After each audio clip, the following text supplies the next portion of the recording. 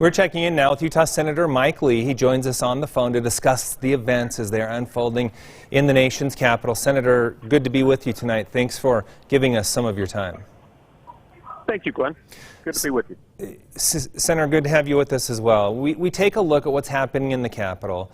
It's just devastating to look at our Capitol building being destroyed and overrun the way that it was. Give us an idea of your experience, how it went down from your perspective and what you saw.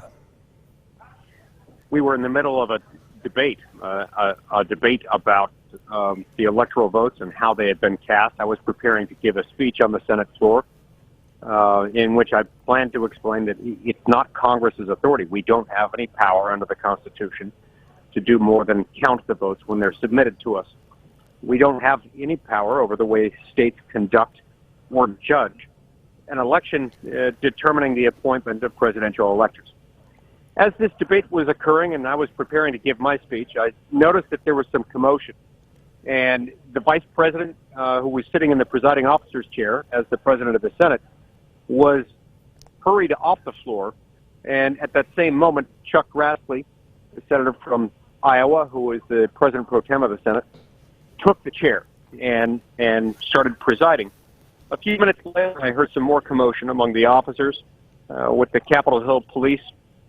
And shortly thereafter, they came in and shut down the session. And a few minutes after that, they rushed us out of the Senate chamber, telling us that it wasn't safe. We've been in a large room on the Capitol complex outside the Capitol for about 5 or 6 hours now. All 100 senators are here, and we've been told that we can't leave until they have secured the Capitol. Senator, President-elect Biden described this as an insurrection. How do you describe this? It's an angry, lawless mob, certainly. I'm not sure what definition of insurrection he's using, but it's unlike anything I've seen in 10 years in the Senate. It's unlike anything the U.S. Capitol has seen since the War of 1812. So going with your term of a mob, what is your message to this mob that overtook the Capitol? You will be prosecuted. You should rot in prison for the rest of your lives. Those of you who have done this, people have been subjected to violence today. At least one person has died.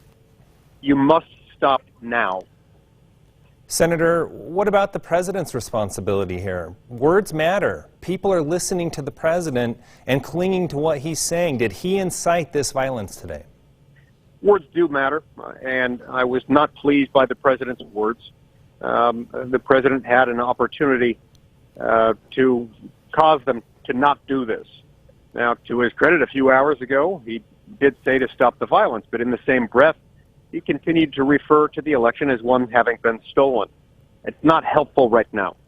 And I hope he will retract those words and issue a statement of true reconciliation. In addition to that, Senator, he also used words such as, "We love you, you are special."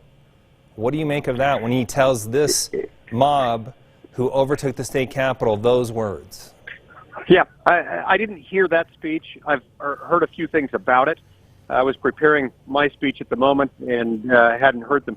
It's really weird. I think those are unusual words, and I think they were not helpful. Is it time for the president to concede and move on with this? Absolutely, yes, it is. Look, these states have conducted their elections. After holding their elections, they appointed electors. Those electors have been appointed. Once they have been appointed and the votes have been received and opened by the Vice President of the United States, as they were today, then in the absence of state action rescinding the appointment of those electors, those votes are final and they are conclusive. Regardless of what you think about the way that the presidential election was conducted in 2020 in Georgia, in Arizona, or in any other state, that is the final act. There is no more legitimate legal dispute, and we need to move forward. This is how the rule of law operates. This is what's required by our Constitution. Senator, I just want to get into a couple of additional points with you before we let you go. We've seen this kind of scene play out in other parts of the world, and we look at it and we think, you know, this doesn't happen in America. Today it's happening in America. The world is watching. How do you think our allies and our adversaries are responding to this day in American history? First of all, this was a colossal failure from a security standpoint. One of the things that's got to happen immediately is a massive overhaul the way we secure the Capitol. And I think in addition to the moral loss that is occurring from our fall in the eyes of other nations, they see this as an indication of failed leadership in this country. They also see how relatively easy it was for this angry mob or this insurrection or whatever word you want to attach to it, penetrated the security layers outside the Capitol and not only tried to disrupt, but in fact disrupted the work of both legislative bodies and then occupied those same buildings. Foreign powers will work for years trying to come up with a plan like this.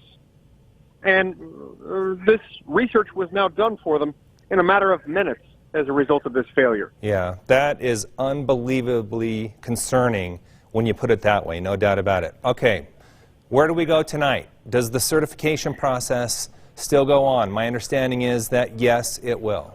What can you tell us on that?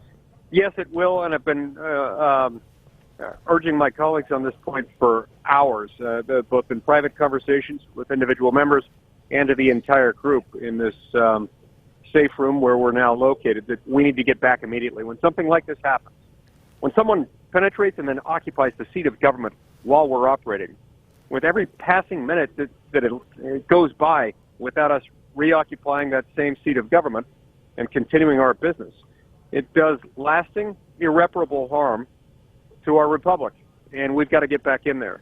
Do you think there will be a different sense in how this plays out now? Do you think some of your colleagues are still planning their protest against the vote?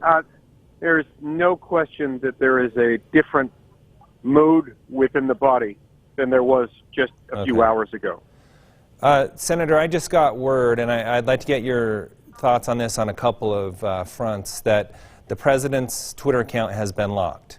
You have come out against big tech, Twitter, Facebook, saying that they are biased.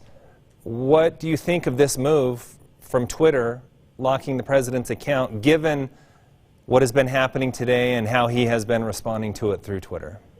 Yeah, they are biased in this instance. That might have been a good move. I really don't know what motivated that particular decision. I haven't had a chance to watch everything that's happening on Twitter today.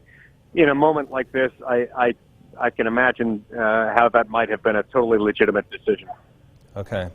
Utah Senator Mike Lee, on the front lines there. Really appreciate your insight and sharing your experience with us today. Thanks so much for your time. Thank you very much.